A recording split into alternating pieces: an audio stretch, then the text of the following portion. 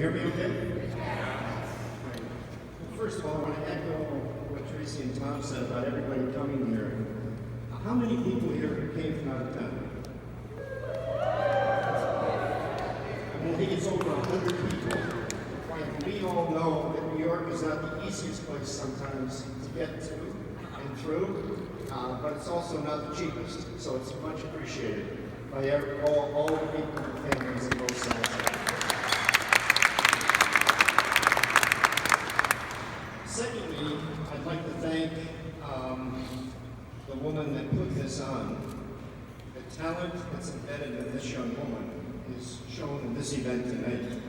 The vision, the creativity, the insistence on excellence. I mean, what an event. Yeah. Ms. Kelsey.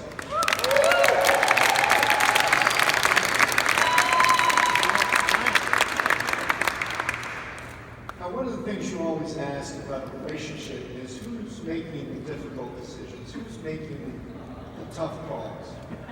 And as has been alluded to earlier, Kelsey is a strong young woman. When she wants something, she pursues it with passion, perseverance, and pizzazz. She's unrelenting. Of course, in a very nice way. A couple of examples of this. When her brother Guy and I and the three of us travel, we're fortunate enough to travel quite a bit, we don't get 3 rooms for the 3 of us. We don't get 2 rooms. We get 1 room with 3 single beds to establish the family nature of the trip. Well, guess who gets first dibs and always gets the best bed? Or another example, even to this day, the 3 of us travel in a car. Who is yelling first dibs on the front passenger seat and running to the car to get in that front first seat? Kelsey. Or I'll give you one other story. When she was much younger, she came to the United Nations building here in New York on a class outing. And at some point in the tour, the guide asked everybody, all the kids in the audience, what they wanted to do when they grew up. Kelsey enthusiastically raised her hand, and she said, did she say President of the United States? No. She wanted to be the First Lady, the wife of the President of the United States. You can't make this up. This is a true story. This woman knows what she wants. Now let me tell you a little bit about Brian. Brian is what they call in Great Britain a hooligan. And for those Americans in the audience, a hooligan in Great Britain is an absolute fanatic fan of a Premier League professional soccer team. And Brian is a hooligan. And to give you some idea of how serious he is about this, no matter what these two have done on a Saturday night, at the crack of dawn on Sunday, Brian gets up and heads to his nearest sports bar, Nevada Joe's, and at 7:45 a.m. watches his team, the Tottenham Hotspurs. The Tottenham Hotspurs of London play. Now the significant thing about this is Kelsey goes, I mean, amazing. But that's not the end of the story. Many of you have asked me, why are we having this event on this weekend? Well, let me tell you. Last weekend, the Tottenham Hotspurs played Swansea. Next weekend, they play Liverpool.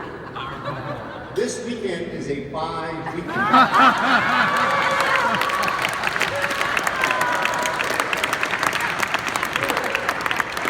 I'll let you draw your own conclusions on who wears the pants in the family. Brian, I was so honored when you asked me for permission to bury Kelsey.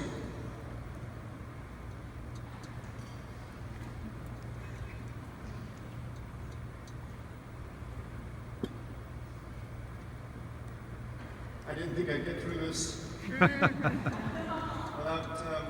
breaking up a little bit. And Kelsey, I'm so proud and pleased that you've connected with Brian. He's a wonderful person.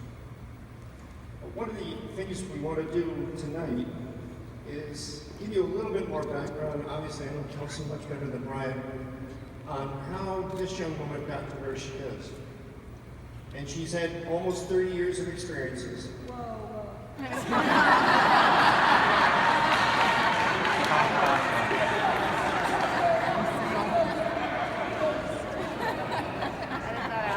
And I've been fortunate enough to been with her on several of those or experienced some of them with her, either as a traveling companion or a hiking partner or a sports coach or always as a father. And I always think the best way to sort of tell people about somebody is to share stories. So I'm going to share a couple with them tonight. Many of you know of her fixation on fabric, form, function, and color and design. And many of you also may know that she has almost an encyclopedic knowledge of music and song and movies. But what you may not know is something about her athletic or adventure exploits. Whether it's sailing in Puget Sound with the Seattle Yacht Club or cruising in the San Juan Islands on our 17-foot Boston whaler, or summiting the 19,000-foot Mount Kilimanjaro,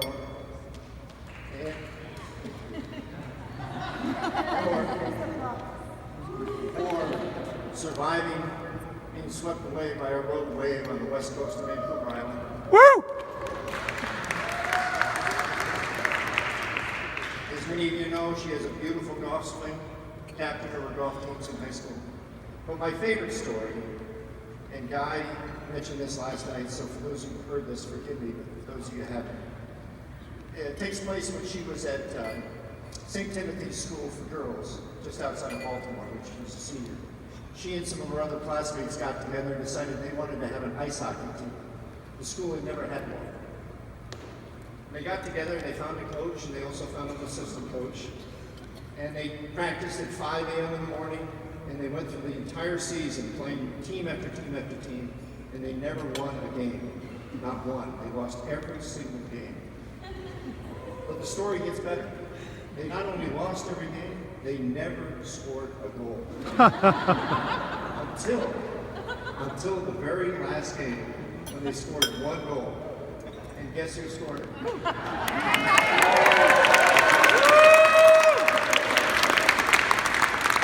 And before that, she won the most valuable player award. Obviously.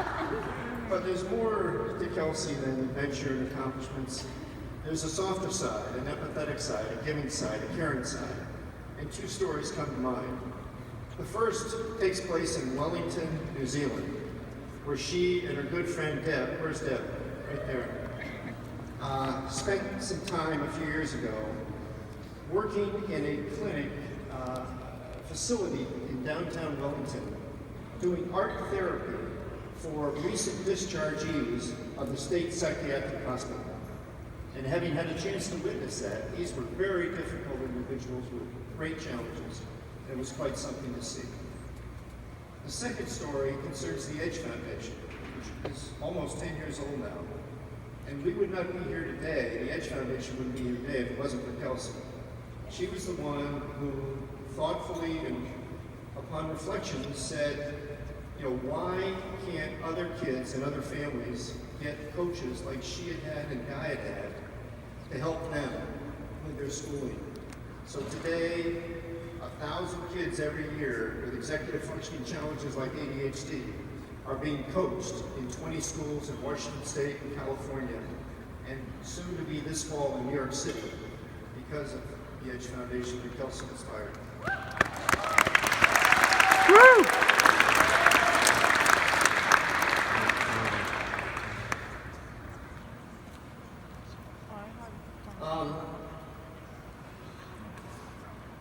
One of the things about Kelsey that's kind of neat is that she's never lost a little girl in her. And as Tracy alluded to, her enthusiasms continue to this day. And one of those is dolls. In fact, I've always called her Doll throughout her life. But she, wherever we travel, and we've been lucky to travel several places, she's always wanted to collect a doll from that country or that area that reflects the culture and the tradition of that area. And she now has 43 dolls. And because of Brian and Kelsey living in a small studio apartment in New York City, just a few blocks from here, they do not have room to show the doll collection. So tonight, with this problem, I think I found a solution. Bill, where are you? Thank you. I've had each doll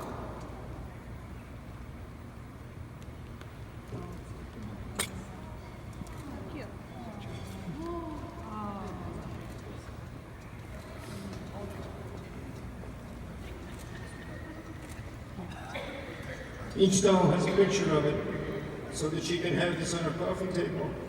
So until she gets a bigger place, she can. This is it. In the meantime, I'll keep the doll collection. And the other thing that makes this really special is those pictures were taken by Ian Smith, and grandson Cynthia Smith, who's a cinematographer and part of the family in the LA, Long Beach area. Now, many of you may know about Kelsey's creative, artistic talents. And she is right now an interior designer for a well-known New York institution, Scully & Scully. And she loves her job. But many of you may not know how she developed this talent. And yes, it's true, she spent time at the Art Institute of Florence. And yes, it's true, she graduated from the Parsons School of Design. Not bad credentials. But she actually started when she was much younger. And at this point, I'd like to ask Phil and Flipper to pass around. I just happened to find in the files some of her early work. And then passing it around to each table, an example of the talent that this girl has. Now be careful with these, because these could be in a gallery someday, they could be in a museum. And I've also brought the originals.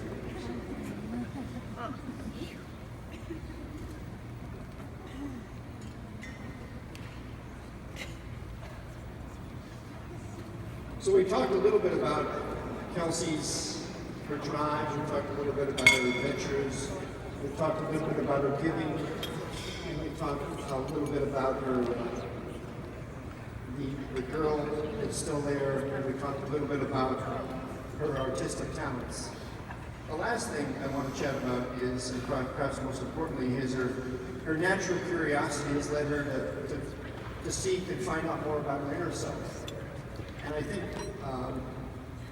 the best example of this is just something that I'm sure many of us participate in, but not to the degree that Kelsey does, and that's yoga.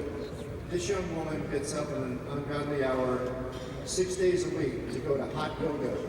And yes, it's exercise, but it also centers her every single day. The other thing that's sort of tied to this a little bit is she and Brian have developed a real love for dancing, which you saw tonight. Wasn't that spectacular?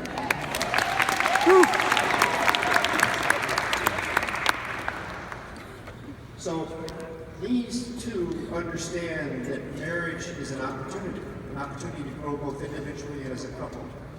And we wish you the very best of that. So here we've got a young woman who obviously has accomplished a lot. She's overcome a lot of obstacles. She's kind and giving, and she's seeking more to learn more about her inner self.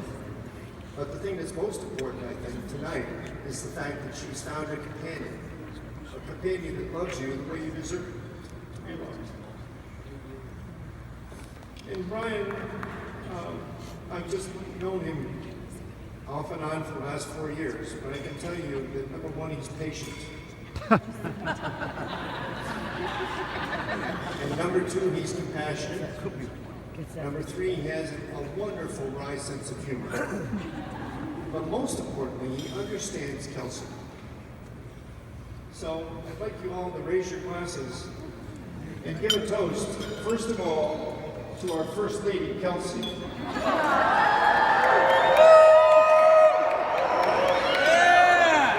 And then secondly, to her Commander-in-Chief, Ryan.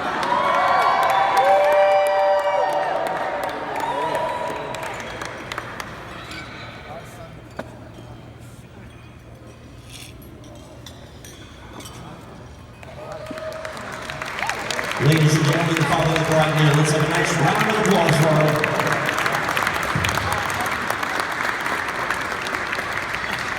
Can you remind you of the movie?